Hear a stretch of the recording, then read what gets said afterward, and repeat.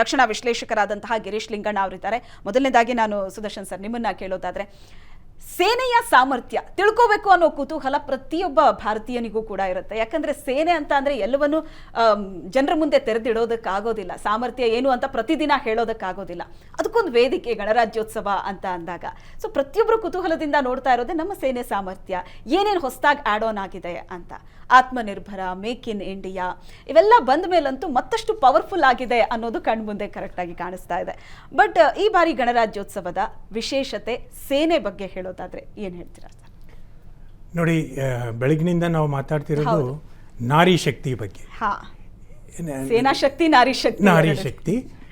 ಅದರಲ್ಲಿ ಈ ವರ್ಷದ ವಿಶೇಷತೆ ನೋಡಿ, ಈ ಗಣರಾಜ್ಯೋತ್ಸವ ಅಂತ ಅಲ್ಲ, ನಮ್ಮ ಏರ್ಲೈನ್ಗಳಲ್ಲಿ ವೈಮಾನಿಕ ವಲಯದಲ್ಲಿ ಭಾರತದ ಅತಿ ಹೆಚ್ಚು ಮಹಿಳಾ ಪೈಲಟ್ಗಳಿರೋದು ಭಾರತದಲ್ಲಿ. ಪ್ರಪಂಚದಲ್ಲಿ ಅತಿ ಹೆಚ್ಚು ಮಹಿಳಾ ಪೈಲಟ್ಗಳು 15% ನಮ್ಮ ಇಂಡಿಗೋದಲ್ಲೇ.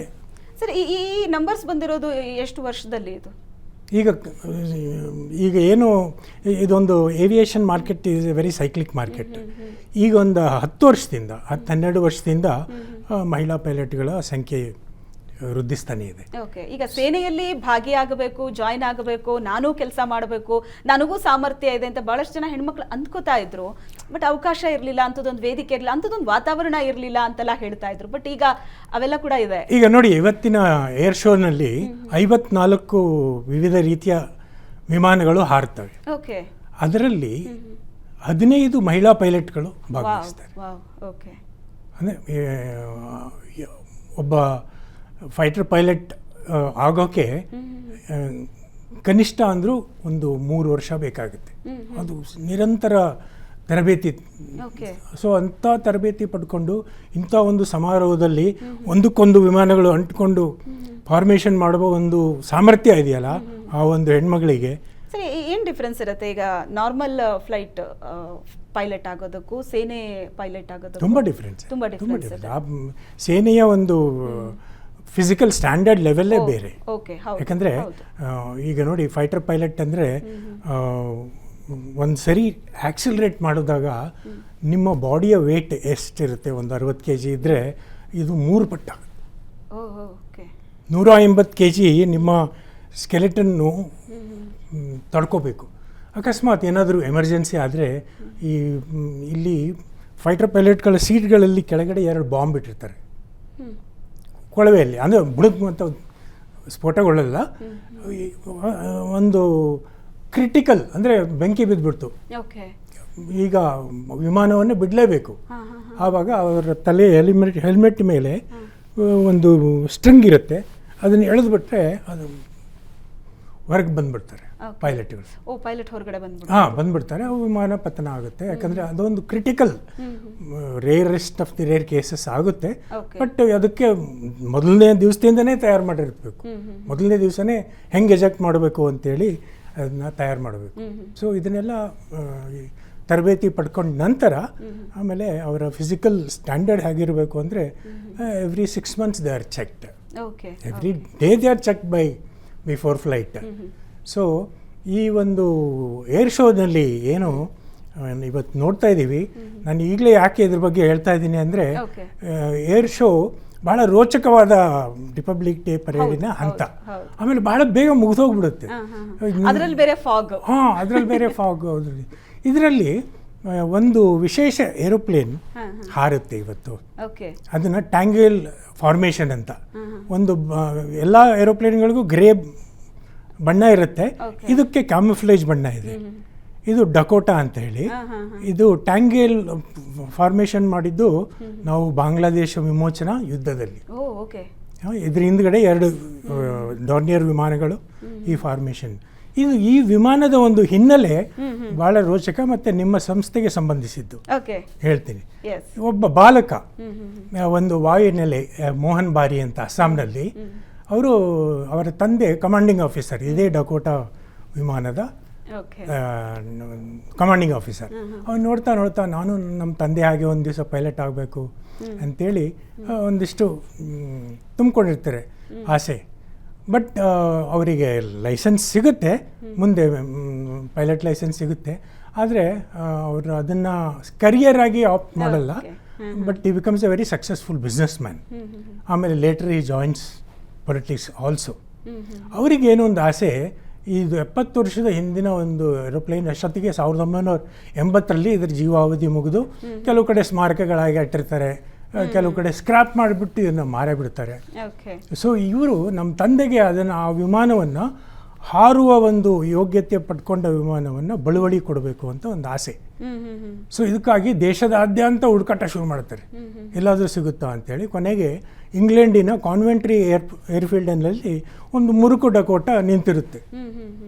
ಇದನ್ನು ಏನಾದರೂ ಮಾಡಿ ಜೀವ ತುಂಬಿಸ್ಬೇಕು ಅಂತೇಳಿ ಹಲವಾರು ವರ್ಷಗಳ ಪ್ರಯತ್ನ ಮಾಡ್ತಾರೆ. ಇದಕ್ಕೆ ಬೇಕಾದ ಇಂಜಿನ್ಗಳು, ಇದಕ್ಕೆ ಬೇಕಾದ ವಿವಿಧ ಪಾರ್ಟ್ಗಳು, ಉಪಕರಣಗಳು ಅವನ್ನೆಲ್ಲ ಮಾಡಿ ಜೀವ ತುಂಬುವಷ್ಟೊತ್ತಿಗೆ 2-3 ವರ್ಷ ಆಗುತ್ತೆ. ಅಂತೂ ಕೊನೆಗೆ ಇದರ ಇಂಜಿನ್ ಗೊರ್ರ ಅಂತ ಶಬ್ದ ಪ್ರಾರಂಭ ಮಾಡಿ ಆಕಾಶಕ್ಕೆ ಇರುತ್ತೆ. ಇದಕ್ಕೆ ಹೊಸ ಹೆಸರು ಕೊಡ್ತಾರೆ, ಪರಶುರಾಮ ಅಂತೇಳಿ. ಈಗ ಅದನ್ನು ಭಾರತಕ್ಕೆ ಆರಿಸ್ಕೊಂಡ್ಬರ್ಬೇಕು. ಸೊ ಅದಕ್ಕೆ ಮತ್ತೆ ಭಾರತೀಯ ವಾಯುಸೇನೆಯ ಪೈಲಟ್ಗಳ ಒಂದು ತಂಡ ತಯಾರಾಗುತ್ತೆ. ಆಮೇಲೆ ಇದನ್ನು ಆರಿಸ್ಕೊಂಡು ಬಂದು 2018ರಲ್ಲಿ ಇದನ್ನು ಇವ್ರ ತಂದೆಗೆ ಬಳುವಳಿ ಮಾಡ್ತಾರೆ. ಅವರು ವಾಯುಸೇನೆಗೆ ಕೊಟ್ಟು ಬಿಡ್ತಾರೆ, ಗಿಫ್ಟ್ ಮಾಡುತ್ತಾರೆ. ಈ ಒಂದು ಬಾಲಕನ ಹೆಸರು ರಾಜೀವ್ ಚಂದ್ರಶೇಖರ್ ಅಂತ, ನಿಮ್ಮ ಸಂಸ್ಥೆಯ ಸಂಸ್ಥಾಪಕ. ಇವತ್ತು ಆ ವಿಮಾನ ಹಾರುತ್ತೆ. ಅದು ನಡೆದು ಬಂದ ಹಾದಿ ಹೆಂಗಿದೆ ಬಹಳ ವಿವರವಾಗಿ. ಸೊ ಯಾಕಂದ್ರೆ ಇದು ಕೆಲವು ಸೆಕೆಂಡ್ಗಳಲ್ಲೇ ಪಾಸ್ ಆಗಿ ಹೋಗ್ಬಿಡುತ್ತೆ. ಈಗಲೇ ಅದನ್ನ ಹೇಳ್ತೀನಿ. ಎಸ್, ಅದು ಹಾರಾಟ ಮಾಡುವಾಗ ಮತ್ತೆ ನಿಮ್ಮ ಹತ್ರ ಎಕ್ಸ್ಪ್ಲನೇಷನ್ ಹೇಳ್ತೀನಿ. ಎಸ್ ಸರ್, ಒಂದು ದೇಶ ಬಹಳ ಸ್ಟ್ರಾಂಗ್ ಅಂತ ಅಂದಾಗ ಅಲ್ಲಿನ ರಕ್ಷಣಾ ವ್ಯವಸ್ಥೆ ಬಹಳ ಇಂಪಾರ್ಟೆಂಟ್ ಆಗುತ್ತೆ ಸರ್. ಸೊ ಹಾಗಾಗಿ ನಮ್ಮ ದೇಶ, ನಾವು ಈ ಹಂತದಲ್ಲಿ ವಿ ಆರ್ ಸ್ಟ್ರಾಂಗೆಸ್ಟ್ ಅಂತ ಹೇಳ್ಬೋದಲ್ವಾ? ಸ್ಟ್ರಾಂಗೆಸ್ಟ್ ಅಂತ ಹೇಳಕ್ಕಾಗಲ್ಲ, ಇನ್ನು ವಿ ಆರ್ ಬಿಕಮಿಂಗ್ ಸ್ಟ್ರಾಂಗ್ ಅಂತ ಹೇಳ್ಬೋದು. And of course the chief guest ನೋಡಿ, ಬೈಡನ್ ಬರಬೇಕಾಗಿದ್ದು ಸಡನ್ನಾಗಿ ಕ್ಯಾನ್ಸಲ್ ಆಯಿತು ಡ್ಯೂ ಟು ವೇರಿಯಸ್ ರೀಸನ್ಸ್. ಒಂದು ಪನ್ನು ಕಾರಣ ಇರ್ಬೋದು, ಇಲ್ಲ ಇನ್ನೇನೋ ಅವರು ಒಳಗಡೆ ಇರೋ ಪಾಲಿಟಿಕ್ಸ್ ಕಾರಣ ಇರ್ಬೋದು. ಕೊನೆ 3 monthsಲ್ಲಿದ್ದಾಗ ಈ ಟೆಲ್ಸ್ ಈ ವಿಲ್ ನಾಟ್ ಕಮ್. ಸಡನ್ನಾಗಿ ಹೋಗಿ ನಾವು ಒಬ್ಬರು ಫ್ರಾನ್ಸ್ ಇವ್ರನ್ನ ಅಪ್ರೋಚ್ ಆಗ್ತೀವಿ, ಚೀಫ್ ಗೆಸ್ಟ್ ಆಗಿ ಬರ್ತೀನ ಅಂತ. ಬೇರೆಯವರಾದರೆ ನೋಡಪ್ಪ ಯಾರೋ ಬರೋಲ್ಲ ಅಂದಿದ್ದಕ್ಕೆ ನನಗೆ ಕರೆದ್ರು ಅಂತ. But French president was never like that. Immediately agri ಮಾಡ್ಕೊಂಡು ಬರ್ತಾರೆ. 6ನೇ ಸಲ ಬರ್ತಾ ಇರೋ ಫ್ರೆಂಚ್ ಪ್ರೆಸಿಡೆಂಟ್ ಇದು. 6ನೇ ಸಲ. ಯಾವ ದೇಶಗಳ ಚೀಫ್ ಗೆಸ್ಟ್ಗಳನ್ನೂ ಇಷ್ಟು ಸಲ ನಾವು ಕರೆದಿಲ್ಲ. ಸೊ 6ನೇ ಸಲ ಕರೆದ್ರೂ ಬರ್ತಾ ಇದ್ದಾರೆ ಅಂದರೆ ವಾಟ್ ಈಸ್ ದ ಬಾಂಧವ್ಯ, ನಮಗೂ ಅವ್ರಿಗೂ ಮಧ್ಯ ಇರುವಂಥ ಬಾಂಧವ್ಯ. That is very important in this republic day to be considered. ದೇಶದ ಅಧ್ಯಕ್ಷರನ್ನ ಕರೆಸೋದಿದೆಯಲ್ಲ, ಅದು ನಾವು ಯಾವ ತರ ಜಡ್ಜ್ ಮಾಡ್ಬೋದು? ಅಂದ್ರೆ ಈಗ ನಮ್ಮ ರಕ್ಷಣಾ ವ್ಯವಸ್ಥೆ ನಾವು ಗಮನದಲ್ಲಿ ಇಟ್ಕೊಂಡು ನೋಡೋದಾದ್ರೆ ನಾವು ಯಾವ ತರ ಜಡ್ಜ್ ಮಾಡ್ಬೋದು? ಇನ್ನೊಂದು ದೇಶದ ಅವರು ನಾನ್ ವೈಲೆಂಟ್ ಇರಬೇಕು, ನಮ್ಮದೇ ಆದ ಒಂದು ಸಿದ್ಧಾಂತಗಳಿಗೆ ಅವರು ಅದೇ ಅಲೈನ್ ಆಗಿರ್ಬೇಕು ಪ್ರಿನ್ಸಿಪಲಲ್ಲಿ. ಸೊ ಎಷ್ಟೋ ಮಂತ್ಸ್ ಹಿಂದೆ ಪ್ಲ್ಯಾನ್ ಮಾಡ್ತಾರೆ, ಈ ಚೀಫ್ ಗೆಸ್ಟ್ನ ಅಪ್ರೋಚ್ ಆಗ್ತಾರೆ. ಅವ್ರು ಬರದೇ ಇದ್ರೆ ಅವ್ರ ಆಲ್ಟರ್ನೇಟ್ಸ್ ಏನು ಮಾಡ್ಬೋದು ಅಂತ ಪ್ಲ್ಯಾನ್ ಮಾಡ್ತಾರೆ. ಮತ್ತು ನಮ್ಮ ಡಿಪ್ಲೊಮ್ಯಾಟ್ಸ್ ಅವ್ರ ಡಿಪ್ಲೊಮ್ಯಾಟ್ಸ್ ಏನು ಮಾತುಕತೆ ಆಗಬೇಕು, ಭಾಳ ಒಂದು ಎಕ್ಸಸೈಸ್ ನಡೆಯುತ್ತೆ. ಒಂದು ಚೀಫ್ ಗೆಸ್ಟ್ನ ಜನರಲ್ ಆಗಿ ಹೋಗಿ ಬಾಪ ಅಂತ ಕರೆಯೋಕ್ಕಾಗಲ್ಲ ತಕ್ಷಣ. There will be lot of planning behind that chief guest ಸೆಲೆಕ್ಷನಲ್ಲಿ. ಈ ಸಲ ಬೈಡನ್ ಅವ್ರದ್ದು ಎಲ್ಲ ಆಗಿತ್ತು, ಬರ್ತಾರೆ ರಿಪಬ್ಲಿಕ್ ಡೇ ಅಂತ ಆಗಿತ್ತು. ಬಟ್ ಸಡನ್ ಆಗೋದು ಕ್ಯಾನ್ಸಲ್ ಆಗೋಯ್ತು. So but still France overwhelmingly agreed ಬರ್ತೀವಿ ಅಂತ. ನೋಡಿ ಅವ್ರು ಎಂತೆಂಥ ಟೈಮಲ್ಲಿ ಚೀಫ್ ಗೆಸ್ಟ್ ಆಗಿ ಬಂದಿದ್ದಾರೆ. 1976 ಎಮರ್ಜೆನ್ಸಿ ಪೀರಿಯಡಲ್ಲೂ ಅವ್ರು ಬರ್ತಾರೆ ಚೀಫ್ ಗೆಸ್ಟ್ ಆಗಿ, ಗೊತ್ತಾ? ಫ್ರೆಂಚ್ ಅವರು 1998 where politics was little instable, ಆ ಟೈಮಲ್ಲೂ ಬರ್ತಾರೆ ಫ್ರೆಂಚ್ ಅವರು. ಇದು 6ನೇ ಸಲ ಬರ್ತಾರೆ. ನಮ್ಗೆ ಅದೊಂದೇ ಸಹಾಯ ಮಾಡಿಲ್ಲ ಅವರು, ಯುದ್ಧ ವಿಮಾನಗಳ ಸಹಾಯ, ಸ್ಪೇಸಲ್ಲಿ ಸಹಾಯ, ನ್ಯೂಕ್ಲಿಯರ್ ರಿಯಾಕ್ಟರ್ಸಲ್ಲಿ ಸಹಾಯ. ಸೊ ಭಾಳ ಒಂದು ಸ್ಟ್ರಾಟಜಿಕ್ ಒಂದು ನಮ್ಮ ವಾಜಪೇಯಿ ಅವರು 1998 ಸ್ಟ್ರಾಟಜಿಕ್ ಪ್ಲ್ಯಾನ್ ಅಂತ ಒಂದು ಮಾಡ್ಕೋತಾರೆ. 25 ವರ್ಷಗಳ ಕಾಲ ನಮ್ಮ ಸ್ಟ್ರಾಟಜಿಕ್ ಫ್ರೆಂಡ್ಶಿಪ್ಪಲ್ಲಿ ಯಾವ ಏರಿಯಾ ಡೆವಲಪ್ಮೆಂಟ್ ಮಾಡ್ಕೋಬೇಕು ಅಂತ. ಇದೆಲ್ಲ ಇವತ್ತೊಂದು ಮೆಲುಕಾಗ್ತಾರೆ. 25 ವರ್ಷ ಆಗಿ 26ನೇ ವರ್ಷದಲ್ಲಿ ಏನೇನು ಸಹಾಯ ಮಾಡ್ಕೊಂಡು ಬಂದಿದ್ದಾರೆ ಇದನ್ನೆಲ್ಲ ಒಂದು ಮೆಲುಕಾಗ್ತಾರೆ. ಇದು ಒಂದು ಭಾಳ ಇಂಪಾರ್ಟೆಂಟ್ ಇದು ರಿಪಬ್ಲಿಕ್ ಡೇ. ಇದರಲ್ಲಿ ಇವರು ಏನು ಮ್ಯಾಕ್ರಾನ್ ಬರ್ತಾ ಇರೋ ವಿಸಿಟ್ ಭಾಳ ಇಂಪಾರ್ಟೆಂಟ್. ಯಾಕಂದರೆ ಈಗ ಜಿಯೋ ಪೊಲಿಟಿಕಲ್ ಕಂಡೀಷನ್ಸು ನೋಡಿದ್ದೀರಾ, ಆ ಕಡೆ ಯುಕ್ರೇನ್ ರಷ್ಯಾ ವಾರ್ ಆಗ್ತಾ ಇದೆ, ಈ ಕಡೆ ಹಮಾಸ್ ಇಸ್ರೇಲ್ ವಾರ್ ಆಗ್ತಾ ಇದೆ. ಸೊ ಇದು ರಕ್ಷಣಾ ವ್ಯವಸ್ಥೆಗೆ ಸಮ್ ಆಡ್ ಆನ್ ಇರುತ್ತೆ, ಇದ್ರ ತುಂಬಾನೇ ಆಡ್ ಆನ್ ಇರುತ್ತೆ. ಮತ್ತೆ ನಾವು 26 ರಫೇಲ್ ಏರ್ಕ್ರಾಫ್ಟ್ ತಗೋಬೇಕು, ಮರೈನ್ ಏರ್ಕ್ರಾಫ್ಟ್ ಅಂತ ಇದೆ, ಮತ್ತೆ 3 ಸಬ್ಮೆರಿನ್, ಅಫ್ಕೋರ್ಸ್ ಸಬ್ಮೆರಿನ್ ನಮ್ದು ಇದೆ 6-7, ಬಟ್ ಅನದರ್ 3 ಸಬ್ಮೆರಿನ್ಸ್, ಸ್ಕಾರ್ಪಿಯನ್ ಕ್ಲಾಸ್ ಸಬ್ಮೆರಿನ್ಸ್ ಕಟ್ಟಬೇಕು ಅಂತ ಅದನ್ನು ರೆಡಿ ಆಗ್ತಾ ಇದೆ. ಸೊ ಸುಮಾರು ಡೆವಲಪ್ಮೆಂಟ್ಸ್ಗಳು ನಾವು ಫ್ರೆಂಚ್ ಬಗ್ಗೆ ಅವಲಂಬಿತವಾಗಿದ್ದೀವಿ. ಈ ವ್ಯವಹಾರಗಳ ಒಪ್ಪಂದಗಳಾಗ್ತವೆ. ಆಮೇಲೆ ನೋಡಿ, ಅವ್ರದ್ದೊಂದು ಸ್ಪೇಸ್ ಏಜೆನ್ಸಿನೂ ನಮ್ಮ ಬೆಂಗಳೂರಲ್ಲೇ ಓಪನ್ ಮಾಡಿದ್ದಾರೆ, ಸೆನ್ ಅಂತ. ಆ ಸ್ಪೇಸ್ ಏಜೆನ್ಸಿಯಿಂದನೂ ತುಂಬ ಅನೇಕ ಸಪೋರ್ಟ್ಗಳು ಸಿಗ್ತಾ ಇದ್ದಾವೆ ನಮಗೆ. ಯಾಕಂದರೆ ನೋಡಿ, ನಾವು ಫಸ್ಟ್ ಶ್ರೀಹರಿಕೋಟ ಬಿಲ್ಡ್ ಮಾಡಿದಾಗ ಫಸ್ಟ್ ಸಪೋರ್ಟ್ ಮಾಡಿದ್ದೆ ಫ್ರಾನ್ಸ್ ಅವರು. ಆಮೇಲೆ ಅವರು ಒಂದು ರಾಕೆಟ್ ಸೆಂಚುರ್ ಅಂತಿತ್ತು, ಅದಕ್ಕೆ ಸೌಂಡಿಂಗ್ ರಾಕೆಟ್ ಅಂತಾರೆ. ಅದೇ ಸೌಂಡಿಂಗ್ ರಾಕೆಟ್ನ ಟೆಕ್ನಾಲಜಿ ನಮಗೆ ಕೊಡ್ತಾರೆ. ನಾವು ತುಂಬ ಅಂದ್ಬಿಟ್ಟು ಸೌಂಡಿಂಗ್ ರಾಕೆಟ್ 200 ಕಿಲೋಮೀಟರ್ಸ್ ಎತ್ತರಕ್ಕೆ ಲಾಂಚ್ ಮಾಡಿ ನಮ್ಮ ಅಟ್ಮಾಸ್ಫಿಯರ್ ಎಲ್ಲ ಸ್ಟಡಿ ಮಾಡೋಷ್ಟು ಫಸ್ಟ್ ಸಪೋರ್ಟ್ ಮಾಡಿದೆ ಫ್ರಾನ್ಸ್ ಅವರು ನಮಗೆ. ಒಂದಾಯ್ತಾ. ನೆಕ್ಸ್ಟ್ ಇನ್ನೊಂದು ಸ್ಯಾಟಿಲೈಟ್, ಅವ್ರು ಏರಿಯನ್ 3 ಅಂತ ಅವ್ರದ್ದೊಂದು ರಾಕೆಟ್ ಉಡಾವಣೆ ಮಾಡ್ತಾರೆ. ಅದರಲ್ಲಿ ಹೇಳ್ತಾರೆ, ಯಾವ ದೇಶದ ಸ್ಯಾಟಿಲೈಟ್ ಬೇಕಾದ್ರೂ ಕೊಡಿ, ನಾವು ಉಡಾವಣೆ ಮಾಡ್ತೀವಿ, ನಾವೇನೂ ಚಾರ್ಜ್ ತಗೊಳ್ಳಲ್ಲ, ಬಟ್ ಅದು ಏನಾದ್ರು ಫೇಲ್ಯೂರ್ ಆದರೆ ನೀವು ಒಪ್ಕೋಬೇಕು ಅಂತ. ಆವಾಗ ನಾವು ಆ್ಯಪಲ್ ಅಂತ ಒಂದು ಸ್ಯಾಟಿಲೈಟ್ನ ಅವ್ರ ಮುಖಾಂತರ ನಾವು ಲಾಂಚ್ ಮಾಡಿ ಕಮ್ಯುನಿಕೇಷನ್ಸ್ನ ಹೆಲ್ಪ್ ಮಾಡ್ತೀವಿ. ನಮ್ಗೆ ಹೆಲ್ಪ್ ಆಗುತ್ತೆ ನಮ್ಮ ದೇಶಕ್ಕೆ. ಸೊ ಇನ್ಸ್ಯಾಟ್ 1, ಇನ್ಸ್ಯಾಟ್ 2, ಜಿಸ್ಯಾಟ್ ಎಲ್ಲ ಬರೋಕ್ಕೆ ಶುರುವಾಗುತ್ತೆ. ಅದೊಂದು ನಮ್ಮದು ಪ್ರಥಮ ಸ್ಟಾರ್ಟ್ ಮಾಡಿದ್ದು ನಾವು. ಸೊ ಈ ಥರ ಅನೇಕದ್ರಲ್ಲಿ ನಮಗೆ they are supporting, France is supporting to us. ಈಗ ರಫೇಲು 36 ರಫೇಲ್ ತೊಗೊಂಡಿದ್ದೀವಿ, that has become very strong. ಒಂದು ಸ್ಕ್ವಾಡ್ರನ್ ಚೈನಾ ಕಡೆ ಫೋಕಸ್ ಆಗಿದೆ, ಇನ್ನೊಂದು ಸ್ಕ್ವಾಡ್ರನ್ನು ಪಾಕಿಸ್ತಾನ್ ಕಡೆ ಫೋಕಸ್ ಆಗಿದೆ. ಅದೊಂದು ತುಂಬ ಬಲ ಕೊಟ್ಟಿದೆ ನಮಗೆ. ಈಗ ನಮ್ಮ ವಿಕ್ರಾಂತ್ 45,000 ಟನ್ ವಿಕ್ರಾಂತ್ಗೆ ನಮ್ಗೆ ಈಗ ಫೈಟರ್ ಜೆಟ್ಸ್ ಇಲ್ಲ ನಮ್ಮ ಹತ್ರ. ನಮ್ಮ MiG-29K ಆಲ್ಮೋಸ್ಟ್ ಎಲ್ಲ ಫೇಸ್ ಔಟ್ ಆಗ್ತಾ ಇದೆ, ಭಾಳ ಟೆಕ್ನಿಕಲ್ ಇಶ್ಯೂಸ್ ಇದೆ. ಸೊ ರಫೇಲ್ M-26ಕ್ಕೂ ಸೈನ್ ಒಪ್ಪಂದ ಆಗಿದೆ. ಆಮೇಲೆ ಈಗ HAL ಅವ್ರ ಜೊತೆ ಕೊಲಾಬ್ರೇಷನ್ ಆಗ್ತಾ ಇದೆ. ಈ ಶಕ್ತಿ ಅಂದರೆ ಸ್ಯಾಫ್ರಾನ್ ಅವ್ರದ್ದು ಹೆಲಿಕಾಪ್ಟರ್ ಇಂಜಿನ್ಸ್, ಈ ರುದ್ರ ಅದಕ್ಕೆಲ್ಲ ಏನು ಮಾಡ್ತೀವೋ ಆ ಟೆಕ್ನಾಲಜಿ ಕೊಟ್ಟಿರೋದು ಫ್ರಾನ್ಸ್ ಅವರೇ. ಸೊ ಅದನ್ನು ನಾವೇ ಉತ್ಪಾದನೆ ಮಾಡ್ತೀವಿ, ಟ್ರಾನ್ಸ್ಫರ್ ಆಫ್ ಟೆಕ್ನಾಲಜಿ ಮಾಡ್ತೀವಿ ಅಂತ ಬಂದಿದ್ದಾರೆ. ನೆಕ್ಸ್ಟ್ ರಫೇಲ್, ಈಗ ಏನು 36 ರಫೇಲ್ ಇದೆಯೋ ಅದ್ರ ಇಂಜಿನ್ ಸರ್ವಿಸಿಂಗು ಎಲ್ಲನೂ ಸಪೋರ್ಟ್ ಮಾಡ್ತೀವಿ ಅಂತ ಫ್ರಾನ್ಸ್ ಅವ್ರು ಮುಂದೆ ಬಂದಿದ್ದಾರೆ. ಸೊ ನಮ್ಮ ಫ್ರಾನ್ಸ್ ಟು ಇಂಡಿಯಾದು ಬಾಂಧವ್ಯ ಭಾಳ ವರ್ಷಗಳ ಕಾಲದಿಂದನೂ ನಾವು ಒಟ್ಟಿಗೆ ಬಂದಿದ್ದೀವಿ. ಅವ್ರು ಯಾವಾಗಲೂ ಅಮೇರಿಕಾ ರಷ್ಯಾ ಯೂನಿಪೋಲಾರ್ ಅಂದರೆ ನಾವೇ ಶಕ್ತಿವಂತರು ಅಂತ ಖಂಡಿಸ್ತಾ ಬಂದಿದ್ದಾರೆ. It should be multipolar. Or each ದೇಶಕ್ಕೆ ಅದರೇ ಆದಂಥ ಶಕ್ತಿ ಇದೆ, ಅದರೇ ಆದಂಥ ಒಂದು ಇದಿದೆ. We should collaborate with each other and develop globally ಅನ್ನೋದೊಂದು ಪ್ರತಿಪಾದಿಸ್ತಾನೆ ಬರ್ತಾರೆ. ಈವನ್ 98ಅಲ್ಲಿ ನ್ಯೂಕ್ಲಿಯರ್ ಸ್ಯಾಂಕ್ಷನ್ ಆದರೂ ನಮ್ಮ ತಾರಾಪುರ್ ಪ್ಲಾಂಟ್ಗೆ ನ್ಯೂಕ್ಲಿಯರ್ ಫ್ಯೂಯಲ್ ಬೇಕಾಗುತ್ತೆ. ಎಲ್ಲ ದೇಶಗಳು ನಮ್ಮನ್ನು ನಿರ್ಬಂಧ ಮಾಡ್ತಾರೆ, ಬಟ್ ಫ್ರಾನ್ಸ್ ಅವ್ರು ಬಂದು ನಮಗೆ ಕೊಡ್ತಾರೆ. So that is the relationship what we are having. ಇವತ್ತು ಮ್ಯಾಕ್ರಾನ್ ಅವ್ರು ನೋಡಿ, ಇವತ್ತು ಬಂದರು, ಜೈಪುರಲ್ಲಿ ಇಳಿದ್ರು. ಅವ್ರಿಗೆ ಅದೊಂಥರ ಎಲ್ಲರೂ ಡೆಲ್ಲಿಲೇ ಇಳಿತಾ ಇದ್ರು. ಮೋದಿ ಅವರು ಅದೊಂದು ಚೇಂಜ್ ಮಾಡಿದ್ದಾರೆ, ಬೇರೆ ಬೇರೆ ಕಡೆ ಇಳಿಯೋಂಥ. ನೋಡಿ ಈಗ ಜೈಪುರ್ಗೆ ಹೋದ್ರು, ಜೈಪುರ್ ಕಲ್ಚರು, ಜೈಪುರ್ ಜನ, ಜೈಪುರದ್ದು ಅದೆಲ್ಲ ಒಂದು they are building A very strong relationship ಅಂತಾನೆ ಹೇಳ್ಬೋದು ವಿತ್ ಫ್ರಾನ್ಸ್. ಎಸ್, ಇನ್ನು ಭಾರತದ ಮೊಟ್ಟ ಮೊದಲ ಗಣರಾಜ್ಯೋತ್ಸವಕ್ಕೆ ಅತಿಥಿಯಾಗಿ ಬಂದಿದ್ದು, if I am not wrong, ಇಂಡೋನೇಷ್ಯಾದ ಅಧ್ಯಕ್ಷರು ಅಂತ. 1955ರಿಂದ ಏನೋ ಪರೇಡ್ ಶುರುವಾಯಿತು ಅಂತ. ಪರೇಡ್ ಶುರು ಆದ ಮೇಲೆ ಪಾಕಿಸ್ತಾನದ ರಾಯಭಾರಿ ಏನೋ ಬಂದಿದ್ರು ಅಂತ ಪರೇಡ್ ಶುರು ಫಸ್ಟ್ ಚೀಫ್ ಗೆಸ್ಟ್ ಪಾಕಿಸ್ತಾನ ಅವರೇ ಬಂದಿದ್ದು. ಆಕ್ಚುಲಿ ಪರೇಡ್ ಶುರುವಾದ ನಂತರ ಇಂಡೋನೇಷ್ಯಾದ ಫಸ್ಟ್ ಬರ್ತಾರೆ. ಬಟ್ ಮೊದಲನೇ ಗಣರಾಜ್ಯೋತ್ಸವ ಮಾಡಿದಾಗ ಚೀಫ್ ಗೆಸ್ಟ್ ಬಂದು ಪಾಕಿಸ್ತಾನ್ ಗವರ್ನರ್ ಬರ್ತಾರೆ. ಅವ್ರ ಹೆಸರು ನಾನು ಮರೆತು ಬಿಟ್ಟಿದ್ದೀನಿ. ಈ will be the first Pakistan governor general Malik Ghulam ಅವರು ಫಸ್ಟ್ ಬರ್ತಾರೆ. ಹೌದು, ಪರೇಡ್ 1955 ಅಲ್ಲೇ ಶುರು ಆಗುತ್ತೆ. ಅವಾಗ ಇಂಡೋನೇಷ್ಯಾದವರು ಬರ್ತಾರೆ. ಬಟ್ ಪದ್ಧತಿ ಇದೆ ಹಾಗಾದ್ರೆ. ಮೊದಲಿಂದನೂ ನಾನ್ ವೈಲೆಂಟ್ ಮೂವ್ಮೆಂಟ್ ಯಾರು ಸಪೋರ್ಟ್ ಮಾಡ್ಕೊಂಬರ್ತಾರೋ ಕೆಲವು ಮಾನದಂಡಗಳಿಗೆ ಯಾರನ್ನೂ ಹೋಗಿ ಕರೆಯಲ್ಲ ಅವರು. ಓಕೆ. ಸೊ ಯಾರು ನಮ್ಮ ಪ್ರಿನ್ಸಿಪಲ್ಲು ನಮ್ಮ ದೇಶದ ಜೊತೆ ಯಾರು ಒಪ್ಪಂದಗಳಿರ್ತಾವೋ, ಯಾರು ಅದರಿಂದ ಅವ್ರು ಬರೋದ್ರಿಂದ ನಮಗೆ ಸಹಾಯ ಆಗ್ತಾವೋ, ವೃದ್ಧಿ ಆಗ್ತಾವೋ ಅಂಥವ್ರನ್ನ ಮಾತ್ರ ನಾವು ಕರಿತೀವಿ ಈಗ. ಓಕೆ. ಎಸ್, ಒಬ್ಬ ಅತಿಥಿಯನ್ನ ಕರೀತಾರೆ ಗಣರಾಜ್ಯೋತ್ಸವಕ್ಕೆ ಅಂತ ಅಂದ್ರೆ ಅದರ It is the ಹಿಂದಿನ highest honor. ಲೆಕ್ಕಾಚಾರಗಳು ಏನು? ಹೌದು, it is the highest honour. ಈಗ ಫ್ರಾನ್ಸ್ ಅಧ್ಯಕ್ಷರು ಬಂದಿರೋದು ಬಹಳ ಮಹತ್ವದ ಒಂದು ಬೆಳವಣಿಗೆ ರಕ್ಷಣಾ ವಲಯದಲ್ಲಿ. ಓಕೆ. ಈಗ ಏನಾಗಿದೆ ಅಂದರೆ ನರೇಂದ್ರ ಮೋದಿ ಅವರು ಅಮೆರಿಕಕ್ಕೆ ಹೋದಾಗ ಜನರಲ್ ಎಲೆಕ್ಟ್ರಿಕಲ್ ಅವರ ಒಂದು ಕಂಪನಿ ಅದು ಏರೋ ಎಂಜಿನ್ಗಳನ್ನು ಪ್ರೊಡ್ಯೂಸ್ ಮಾಡುತ್ತೆ. ಅವ್ರು ನಮಗೆ ಬೇಕಾಗಿರೋದು ಅಧಿಕ ಸಾಮರ್ಥ್ಯದ ಏರೋ ಎಂಜಿನ್ಗಳು.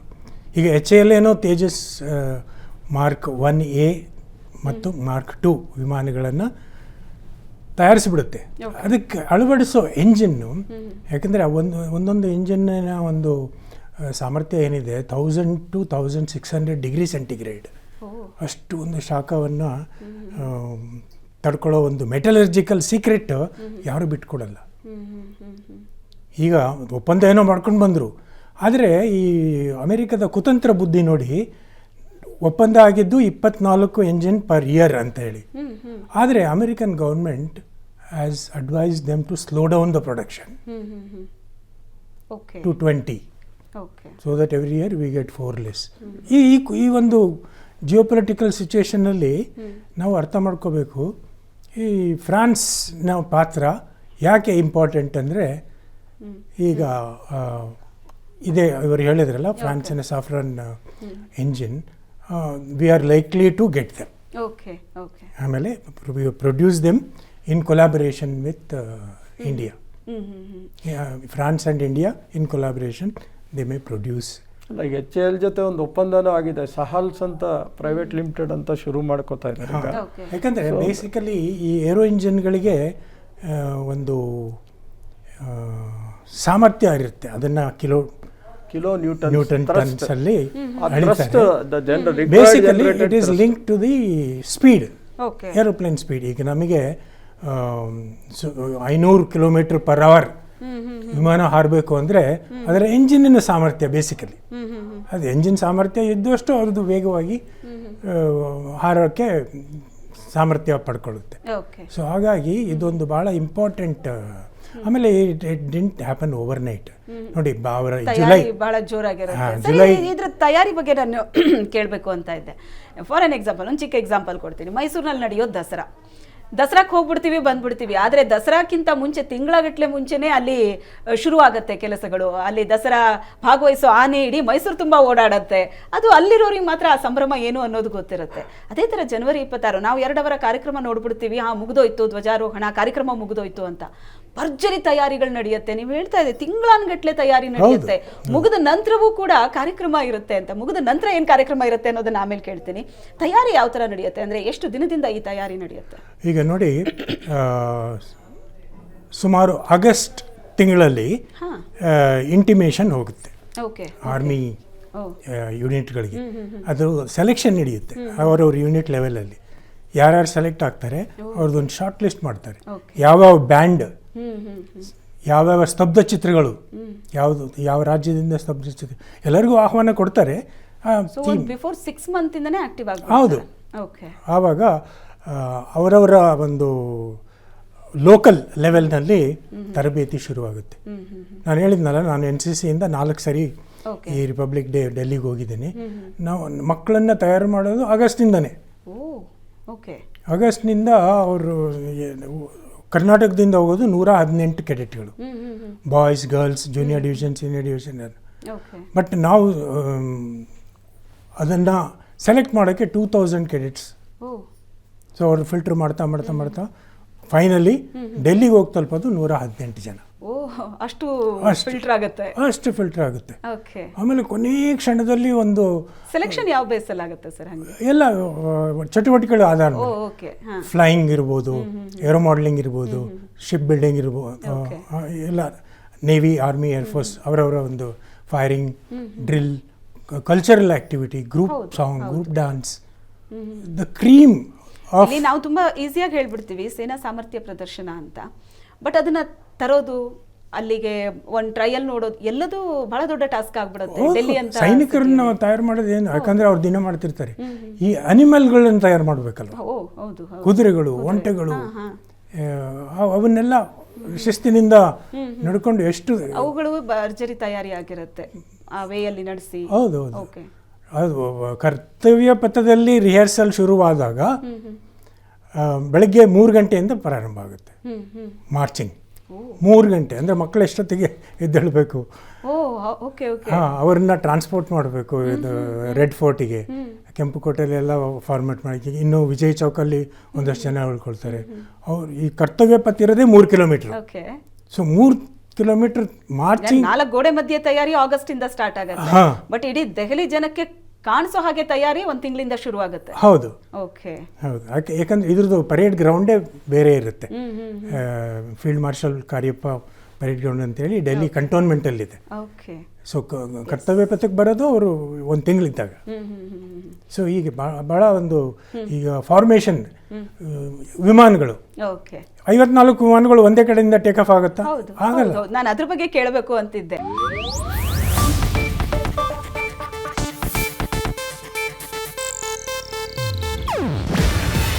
ಇದು ಏಷ್ಯಾನೆಟ್ ನ್ಯೂಸ್ ನೆಟ್ವರ್ಕ್ ಪ್ರಸ್ತುತಿ. ನೀವು ನೋಡ್ತಿದ್ದೀರಾ ಏಷ್ಯಾನೆಟ್ ಸುವರ್ಣ ನ್ಯೂಸ್.